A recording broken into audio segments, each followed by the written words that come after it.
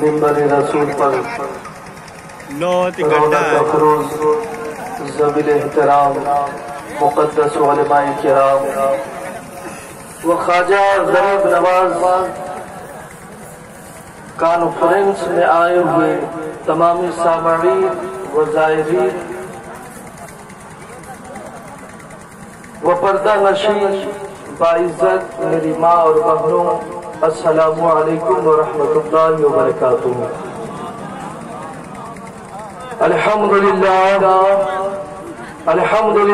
کفا وسلام علی عبادہ الذین اصطفیٰ، اما بعد فاعوذ باللہ من الشیطان الرجیم، بسم اللہ الرحمن الرحیم۔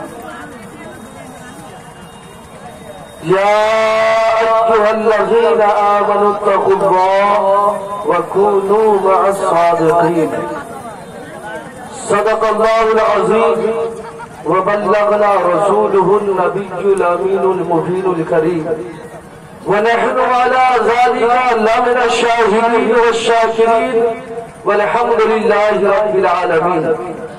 برادران ملت اسلامیہ، سب سے پہلے میں ہر دل عزیز نقیب اہل سنت حضرت حافظ و قاری مختار صاحب فخری، الحمدللہ میں رب کی بارگاہ میں ان کے حق میں دعا کرتا کہ اللہ ان کے علم و عمل میں برکت عطا فرمائے، کہیں آمین۔ برادران ملت اسلامیہ، میں سرزمین برجیہ میں جشن خواجہ غریب نواز کانفرنس میں آئے ہوئے تمامی سامعین کا تہہ دل سے، دل کی اتھاہ گہرائیوں سے میں خیر مقدم کرتا۔ آپ حضرات بڑے ہی خوش نصیب ہیں، مقدر والے ہیں کہ آج ہمیں اور آپ کو اس عظیم الشان کانفرنس میں اللہ نے آنے کی سعادت اور توفیق بخشی ہے۔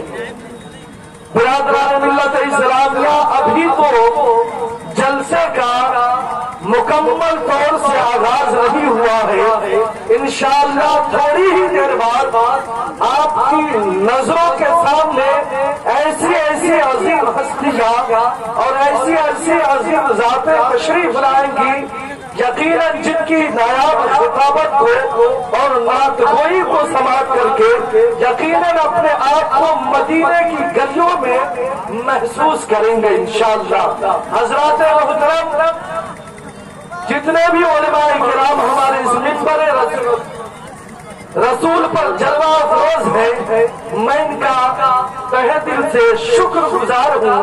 الحمدللہ جلسے کی زینت اور رونق ہمارے علماء کرام سے ہے، اور انہی کے دم بدم سے اور آپ حضرات کی سعادت مندی کی وجہ سے اس عظیم کانفرنس کا اہتمام کیا گیا ہے۔ حضرات، میں تفصیلی گفتگو نہ کروں چونکہ مجھے بہت ہی مختصر سا وقت دیا گیا ہے، اور انشاءاللہ میں کوشش کروں گا اس مختصر سے وقت میں جس مناسبت سے اس کانفرنس کا اہتمام ہوا، خواجہ خواجگاہ چشت اہل بہشت، چشتیوں کے سردار، پیشوا امام طریقت و شریعت حضرت خواجہ معین الدین حسن سنجری علیہ رحمت الرضوان کی حیات اور ان کی سیرت و صورت پر 10 منٹ کے اندر میں کچھ روشنی ڈال کر میں اپنی گفتگو کا اختتام کروں گا۔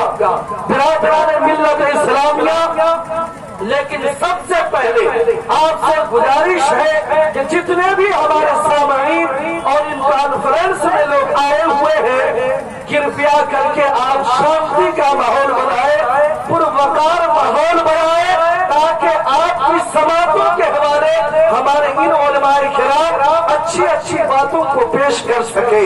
حضرات، شاعر کہتے ہیں اعلیٰ حضرت عظیم البرکت امام اہل سنت امام احمد رضا خان فاضل بریلوی کے بھائی مولانا حسن رضا خان فاضل بریلوی سرکار غریب نواز کی شان میں یوں عرض کرتے ہیں کہ یا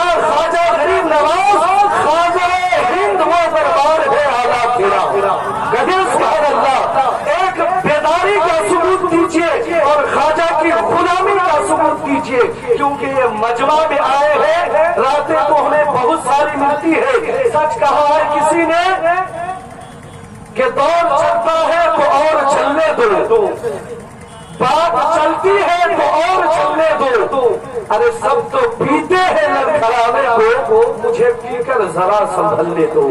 حضرات آپ بیداری کا ثبوت دیں، یقیناً یہ ہمارے علماء کرام ایسی باتیں آپ حضرات کے سامنے پیش کریں گے کہ آپ کا ایمان بھی تازہ ہوگا اور روح بھی جگمگا اٹھے گی۔ سرکار اعلیٰ حضرت کے بھائی کہتے ہیں خواجہ ہند وہ دربار ہے تیرا، خواجہ ہند وہ دربار ہے تیرا، کبھی محروم نہیں مانگنے والا تیرا۔ آج ہم خواجہ سے محبت کرتے ہیں، غوث پاک سے محبت کرتے ہیں، صابر کلیری سے محبت کرتے ہیں، امام اہل سنت سے محبت کرتے ہیں، تو ہم اس لیے نہیں کرتے کہ وہ بریلی کے رہنے والے ہیں، ہم خواجہ سے اس لیے نہیں محبت کرتے کہ وہ اجمیر کے رہنے والے ہیں، ہم غوث پاک سے اس لیے عقیدت نہیں رکھتے کہ وہ بغداد کے رہنے والے ہیں، ہم صابر کلیری سے اس لیے عقیدت نہیں رکھتے کہ وہ کلیر کے رہنے والے ہیں، بلکہ ہم ان تمام بزرگوں سے اس لیے عقیدت رکھتے ہیں کہ انہوں نے ساری زندگی مصطفیٰ جان رحمت سے محبت کی ہے، انہوں نے ساری زندگی آقا کائنات صلی اللہ علیہ وسلم کی محبت و الفت میں گزاری ہے، اس لیے ہم محبت کرتے ہیں، ہم اہل محبت ہیں کہ نہیں دیکھتے کہ وہ بریلی کا رہنے والا ہے،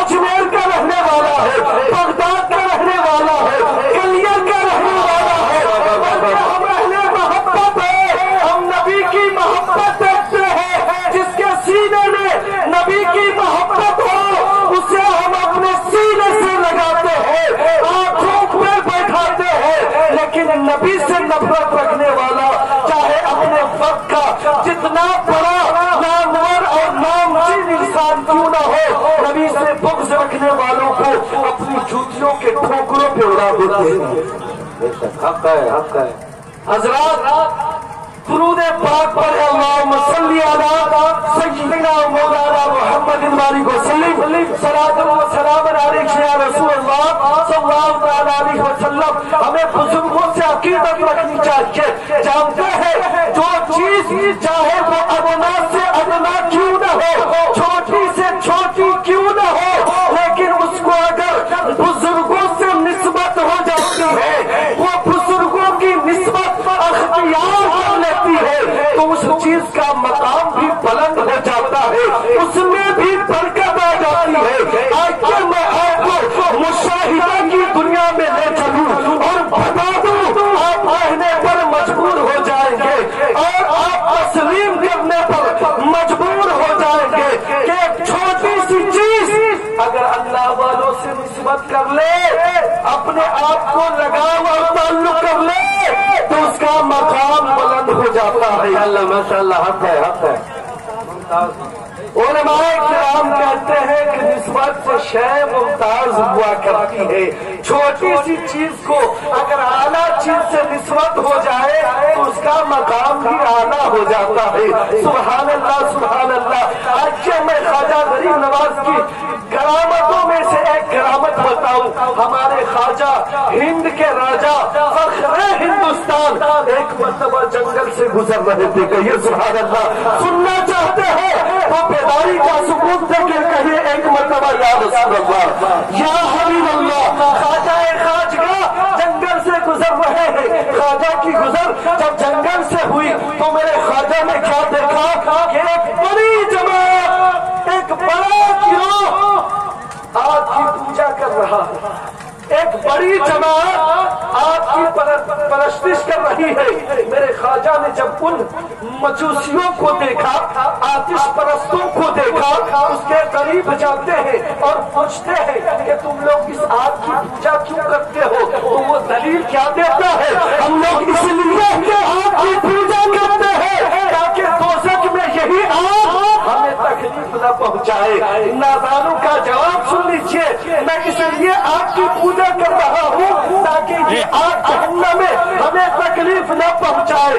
لیکن میرے خواجہ نے کیا جواب دیا؟ اے لوگوں، تم آگ کی پوجا نہ کرو بلکہ اس کی پوجا کرو جس نے آگ کو پیدا کیا ہے، جس نے آگ کی تخلیق کی ہے۔ تو اس کی بندگی کر، تو اس کی عبادت کر، تو اس کی ریاست کر، تاکہ یہ آگ تمہیں جہنم میں تم پر کوئی اثر نہ کر سکے۔ اللہ اکبر۔ پھر خواجہ غریب نواز نے اطمینان قلبی کے لیے، اس کے دلی سکون کے لیے آپ نے فرمایا، ایک سہل سا سوال پیش کیا کہ اے لوگوں یہ بتاؤ، تم لوگ کافی عرصے سے اس آگ کی پوجا کرتے ہو، لیکن مجھے یہ بتاؤ کہ تھوڑی دیر کے لیے اسی آگ میں تم اپنا ہاتھ رکھو اور دیکھو جس کی تم پوجا کرتا ہے وہ آگ تمہارے ہاتھ کو جلاتی ہے یا نہیں۔ لہذا فیصلہ کرنا تمہارے حق میں آسان ہو جائے گا۔ لیکن ان لوگوں نے کیا جواب دیا؟ جناب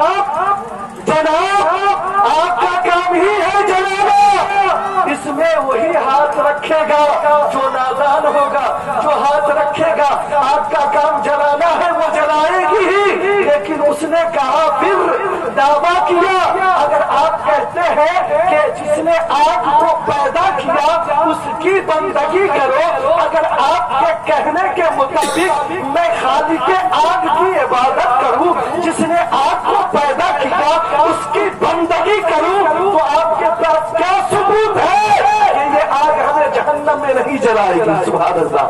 آپ کے پاس کیا دلیل ہے کہ یہ آگ ہمیں کوئی تکلیف نہیں پہنچائے گی؟ خواجہ غریب نواز بڑے سنجیدہ انداز میں فرماتے ہیں کہ اچھا ایسی بات ہے، تم مجھے خالق آگ کی بندگی کرنے والا مانتے ہو؟ ان لوگوں نے کہا، آپ آگ سے بیزاری کا ثبوت پیش کرتے ہیں اور جس نے آگ کو پیدا کیا آپ اس کی بندگی کرتے ہیں۔ خواجہ غریب نواز نے فرمایا، بس رہنے دو، تم نے تسلیم کر لیا کہ میں خالق آگ کی بندگی کرتا ہوں، تو یاد رکھو میں خالق آگ کی عبادت کرتا ہوں، تو یہ آگ میرے جسم، میرے کپڑے کو تو کیا جلائے گی؟ ارے یہ آگ تو میرے قدموں کی جوتی کو نہیں جلا سکتا۔